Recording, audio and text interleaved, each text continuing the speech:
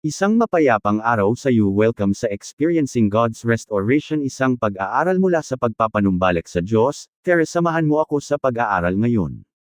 Kabanata 2, Bahagi 2.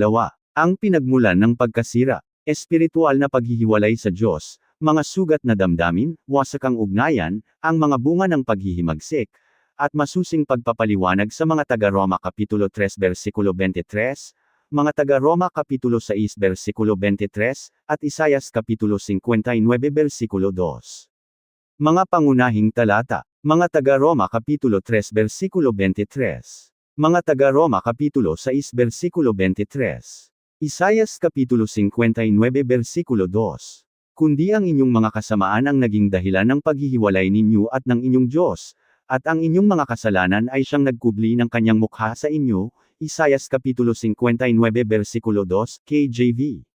Ang pagbagsak na nakatala sa Genesis 3 ay hindi lamang nagpabago sa kalagayan nina Adan at Eva, binago nito ng lubusan ang kalagayan ng buong sangkatauhan. Naapektuhan ng kasalanan ang bawat aspeto ng buhay, ang ugnayan ng tao sa Diyos, ang kaloob-loobang pagkatao, pakikitungo sa kapwa, at maging ang kalikasan mismo. Itinuturo ng Biblia na ang kasalanan ay higit pa sa mga hiwa-hiwalay na maling gawa. Ito ay kalagayan ng paghihimagsik na nagdudulot ng paghihiwalay, pagkasira, at kamatayan. Mahalagang maunawaan ang mga bungang ito, sapagkat hindi natin lubusang mapapahalagahan ang pagpapanumbalik ng Diyos hanggat hindi natin nakikilala ang lalim ng pagkasira ng tao. Ang Ebanghelyo ay hindi nag-aalok ng simpleng pagpapaganda lamang ng buhay. Ito ang ganap na sagot ng Diyos sa pinakamalaking problema ng sangkatauhan. Espiritual na paghihiwalay sa Diyos. Ang pinakamatinding bunga ng kasalanan ay hindi ang paghihirap sa katawan o ang kamatayan sa huli. Ang pinakamasakit na epekto ay ang paghihiwalay sa Diyos. Nilikha ang tao upang makipag-ugnayan sa kanyang lumikha. Lumakad sina Adan at Eva kasama ang Diyos sa halamanan ng Eden ng may masayang pagsasama. Walang takot, sala, o hadlang sa pagitan nila at ng Panginoon. Nagbago ang lahat agad matapos pumasok ang kasalanan. Sa halip na lumapit sa Diyos, nagtago sila sa pagitan ng mga puno. Ipinakita ng kanilang gawa ang nangyari na sa kanilang puso, naputol na ang samahan. Ang kasalanan ay laging naghihiwalay sapagkat ang Diyos ay lubos na banal. Hindi maaaring mabawasan ang kanyang kabanalan. Ang kanyang kalinisan ay ganap. Ang kanyang katwiran ay perpekto, at hindi maaaring ipagwalang bahala ng kanyang katarungan ang kasamaan. Kaya't ang taong makasalanan ay hindi makakasama sa kanya maliban na lamang kung maglalaan ang Diyos ng paraan ng pagtubos.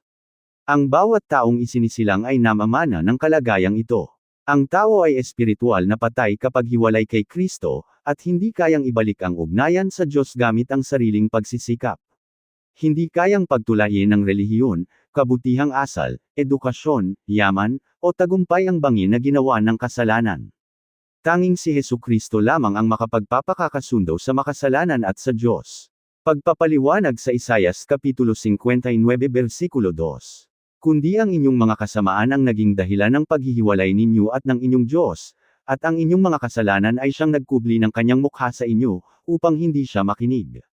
KJV. Kinausap ni Isayas ang isang bansang nagpapakita ng relihiyoso sa labas ngunit namumuhay sa paghihimagsik sa loob. Nagtataka ang bayan kung bakit tila malayo ang Diyos, ngunit ang problema ay wala sa katapatan ng Diyos kundi sa kanilang mga kasalanan. Ang salitang, mga kasamaan, ay tumutukoy sa pagbaluktot, kasamaan, at pagkawasak ng moralidad. Ang kasalanan ay hindi lamang pagkakamali, ito ay paglayo sa banal na pamantayan ng Diyos.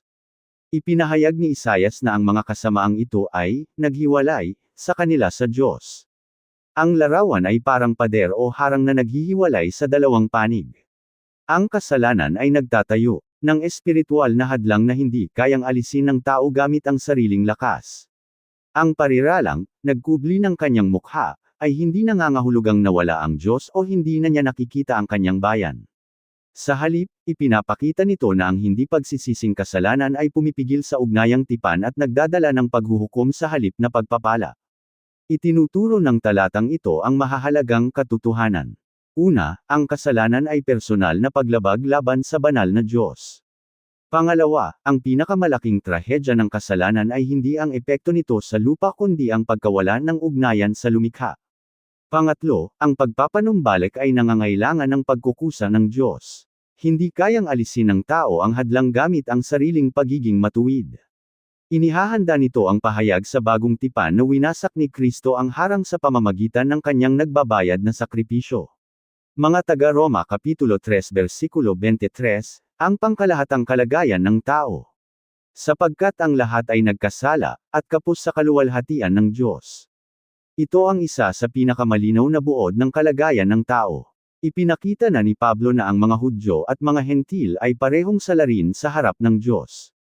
Walang relihiyosong pinagmulan, kabutihang asal, o gawa ng tao ang makakapagtanggal sa hatol na ito. Ang salitang, lahat, ay walang exception. Bawat lahi, bawat bansa, bawat henerasyon, bawat antas ng lipunan, bawat tao, walang makakaiwas sa katotohanan ng kasalanan.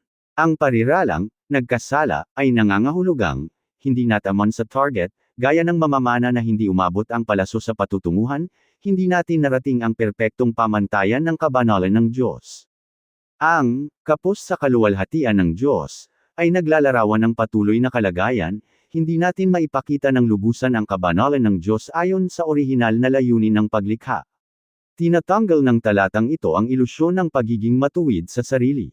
Ang iba ay naghahambing sa kapwa at nagsasabing sila ay mabuti naman, ngunit hindi tayo inihahambing ng Diyos sa tao, kundi sa kanyang sariling perpektong katwiran. Kapag sinukat sa pamantayan ng Diyos, lahat ay nagkasala. Gayunpaman, hindi lamang ito upang humatol. Inihahanda tayo nito para sa dakilang mensahe ng pagtutuwid sa pamamagitan ng biyaya sa pamamagitan ng pananampalataya kay Hesukristo. Malalim ang sakit ng ating kalagayan upang lubusan nating pahalagahan ang lunas na ibinibigay ng Diyos. Mga taga-Roma Kapitulo 6 versikulo 23, ang bunga ng kasalanan at ang kaloob ng Diyos.